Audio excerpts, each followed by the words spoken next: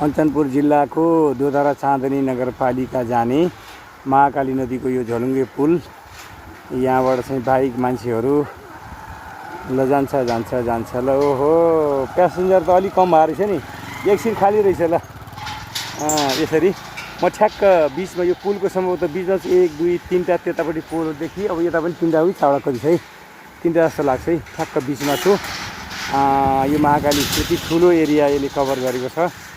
यता तलपट्टि भयो तलतिर, अनि माथि देखिएको त्यो दोधरा चाँदनी जाने त्यो पुल अघि म त्यही पुलबाट क्रस गरेँ 1 नम्बर वडामा गइरहेछ। अहिले भर्खर हालसालै बनेको, हालसालै भन्दा 2-3 वर्ष भइसकेको छ, अझै कम्प्लिट गर्न बाँकी छ। तर पुल चाहिँ ठ्याक्क त्यसको चाहिँ साइनबोर्डमा कतै लेखेको रहन्छ, तर त्यहाँ प्रहरीलाई सोद्धाखेरि करिब 700 मिटर भनेर भन्यो। त्यो पुल एकदम भव्य दोहोरो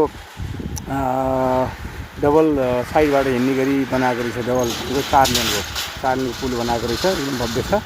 र म उताबाट 1 नम्बर वडाबाट प्रवेश गरेर नगरपालिका पुगेँ। नगरपालिका पुगिसकेपछि यो पुल भएर अब म फर्कँदैछु। यो पुलको लम्बाइ 1452.96 मिटरको लामो रहेछ, त्यो उतापट्टि लेखेको छ ल। यस्तो रहेछ।